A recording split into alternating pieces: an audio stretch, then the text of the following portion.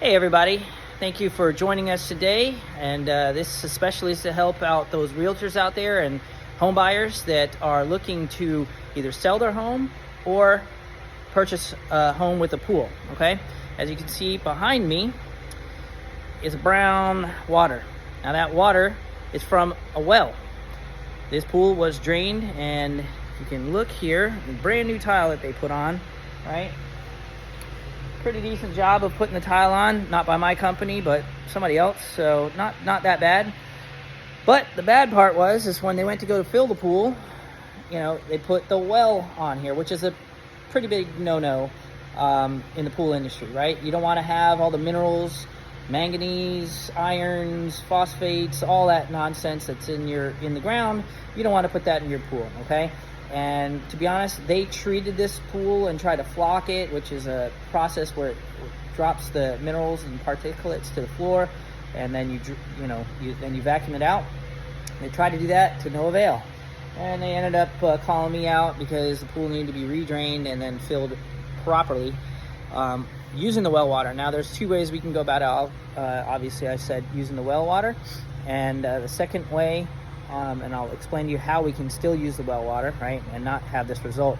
Second way would be to truck the water in, which I build pools as well, and we have had, on different occasions, people want to truck the water in. Now, that's not a bad idea, especially if, maybe you're in the dry season and the well, is pulling heavy particulates off the floor, or you just don't want to tax your well, or the pump pulling from the well, which is, for them, they've got it right there. That's their system.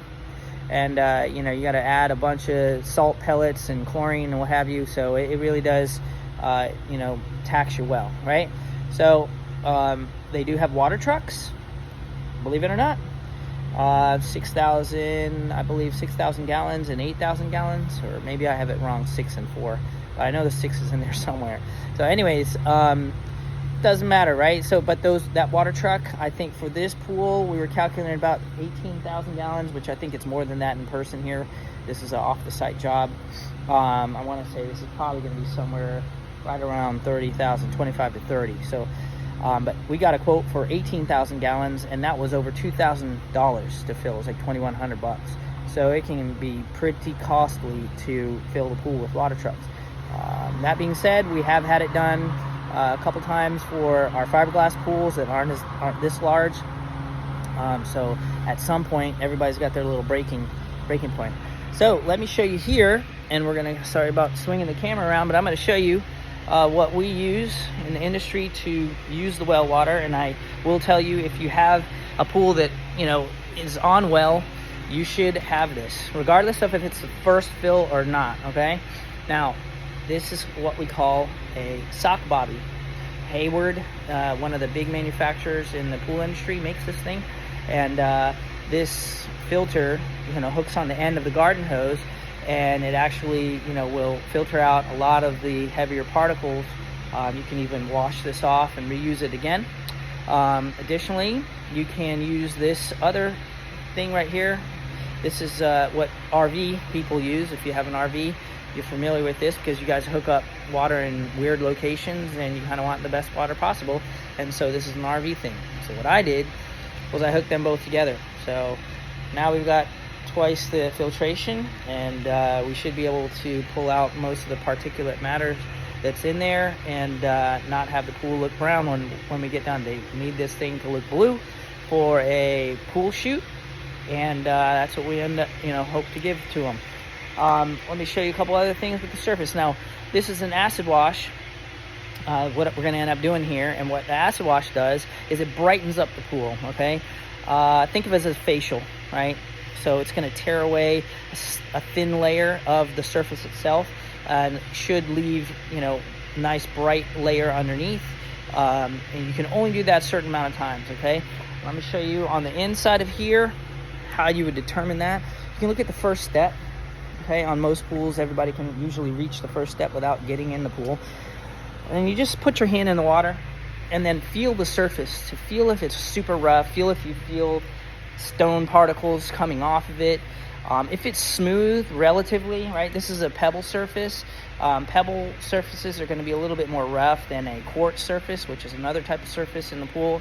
Back in the day, it used to be called Marsite that they were using, but vast majority of the pools now in Orlando is quartz, and that, you should feel a smooth surface here.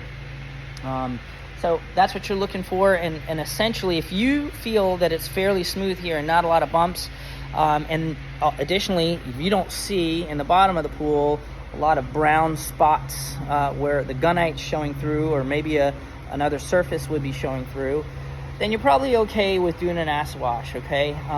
The surface kind of needs to be uniform and, not splotchy with, maybe pock marks and things like that. If you see pock marks anywhere on the pool, you're probably going to harm the surface more than help it along. I wouldn't tell you to just go ahead and acid wash a pool just because you're selling it and you want to brighten everything up.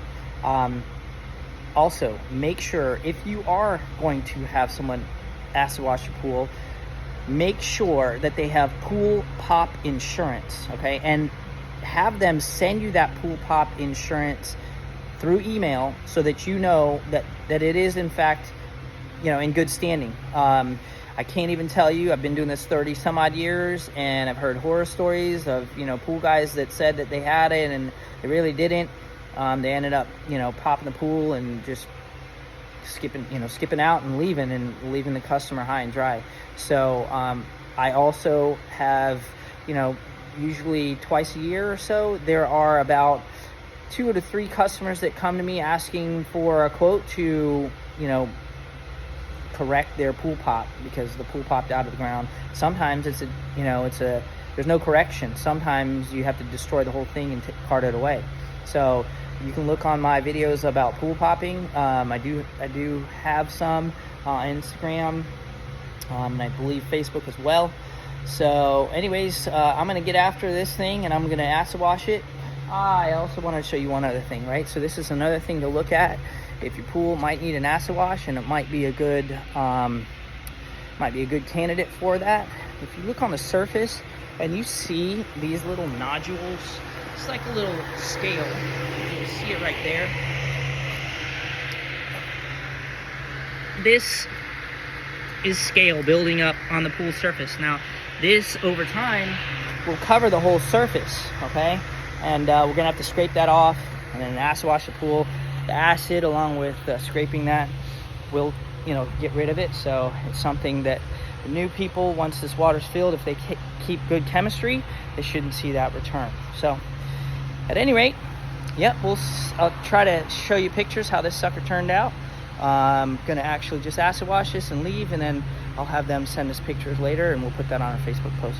Thank you so much for listening, and stay tuned for the next Realtor public service announcement, whatever you want to call it. Hey, you guys can name it if you want. Just send me a text of what you want me to call a Realtor series on pools. Thanks a lot.